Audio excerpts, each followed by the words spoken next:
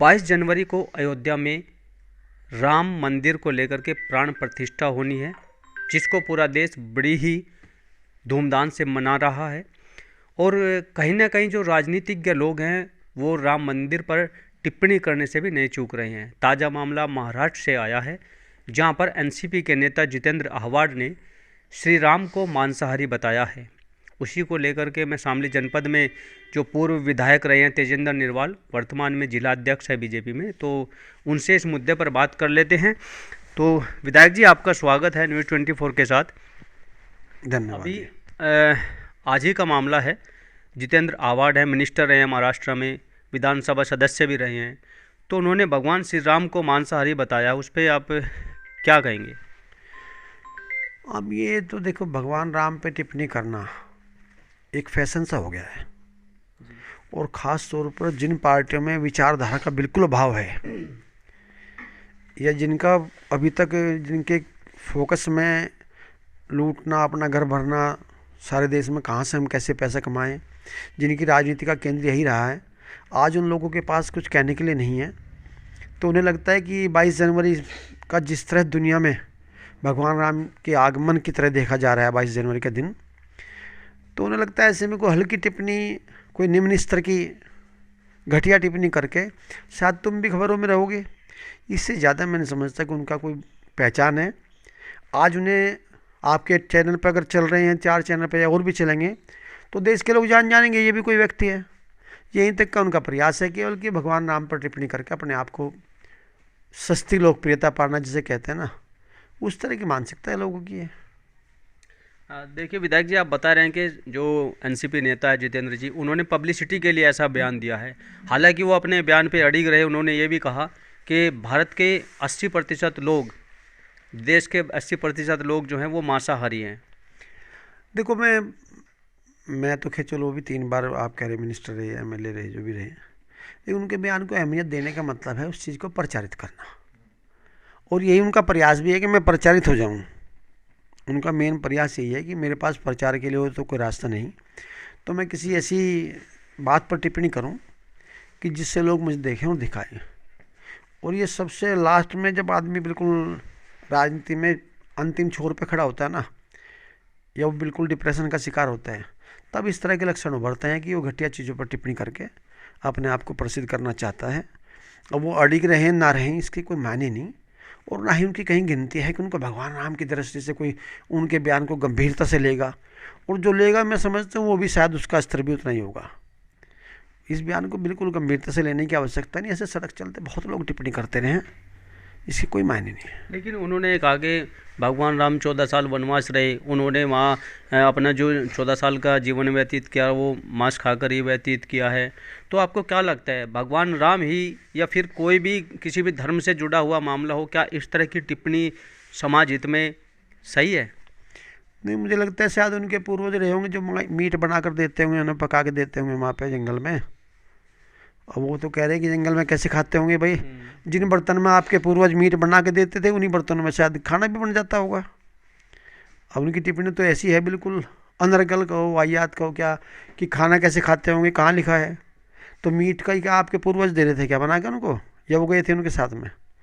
ये बेबुनियाद टिप्पणी है। इस तरह की बातों को ज़्यादा गंभीरता से, आपका बड़ा चैनल है, गंभीर चैनल है, ऐसी हल्की टिप्पणी को तो आप वैसे भी छोड़ दिया करें।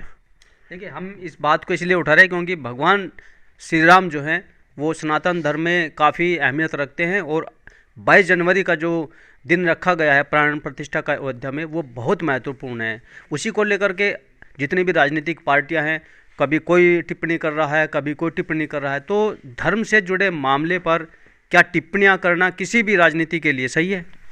देखो, जितने गंभीर नेता हैं देश में, या वो अपने आप को गंभीर समझते हैं, वो इस तरह की चीज़ों से दूर रहते हैं। और जहाँ तक विपक्ष की बात है, विपक्ष के लोग वो भी उल्टा 22 जनवरी के निमंत्रण आमंत्रण पे भी टिप्पणी करने से बच रहे हैं।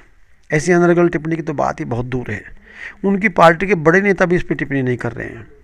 वो जल्दी प्रसिद्धि पाना चाहते हैं, और उसकी जो उनकी ये प्लानिंग है, इसको हमें कामयाब नहीं होने देना चाहिए। न इस जैसे लोगों को अहमियत देकर हमें उनका वजन बढ़ाना चाहिए। इनका कोई वजूद नहीं, कहीं कोई अस्तित्व नहीं। हाँ, बन के एमएलए बन जाना 1-2-4 बार वो गणित का कैलकुलेशन का मामला होता है। ज़रूरी नहीं कि आपको एमएलए बनने से या मंत्री बनने से समझदारी का लेवल भी बढ़ जाएगा। और उसका उदाहरण क्या नाम बताया इनका, जितेंद्र। हाँ, उसका ये लोग इसी तरह के एग्जाम्पल हैं। अच्छा जितेंद्र, वो अध्यक्ष जी, मैं ये जानना चाहता हूँ, अभी 22 जनवरी का दिन बड़ा ही नज़दीक आता जा रहा है, उसको लेकर के शामली जनपद में क्या तैयारियां हैं? नहीं, अलग से शामली जनपद में नहीं, पूरे विश्व में तैयारी है।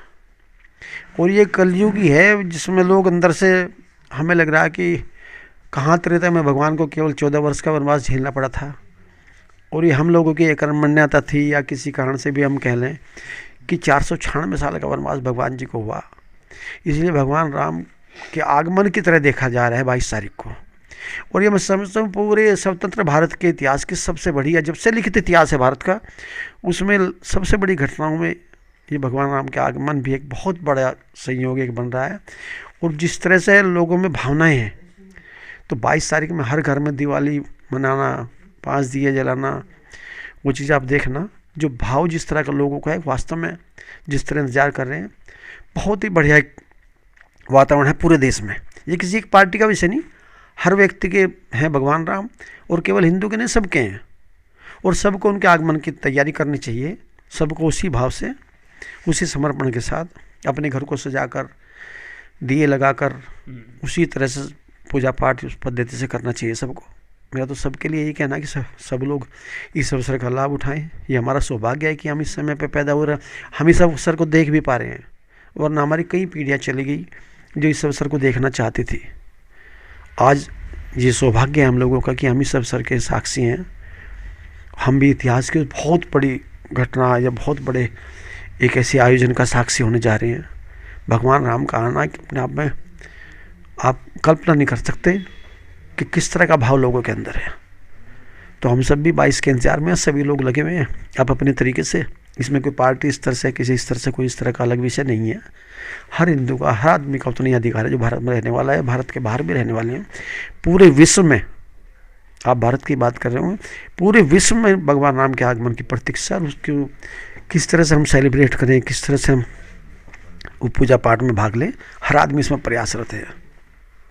बहुत बहुत धन्यवाद सर हमसे बात करने के लिए। देखिए, मैंने शामली में बीजेपी पार्टी के वर्तमान जिलाध्यक्ष से अभी बात की है, जिन्होंने एनसीपी नेता जितेंद्र हावाड़ पर यह कहा है कि उनके पूर्वज रहे होंगे जिन्होंने मांस बनाया होगा, और उनके पूर्वज मांस खाते भी होंगे, तो शायद उन्हीं बर्तनों में श्री राम को मांसाहारी बताने की बात कही गई है।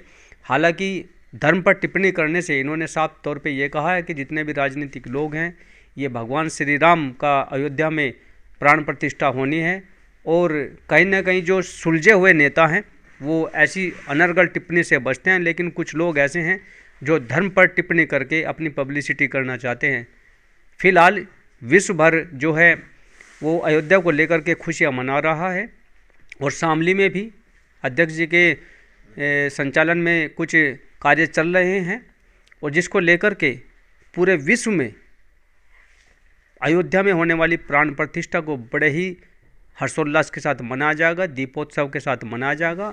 ऐसा आह्वान देश के प्रधानमंत्री ने भी किया है। अब आने वाली 22 तारीख में किस तरीके से, किस हर्षोल्लास के साथ मनाया जाएगा, ये पूरी दुनिया देखेगी। शामली से अपने सहयोगी सालिम के साथ अमित शर्मा, न्यूज़ 24।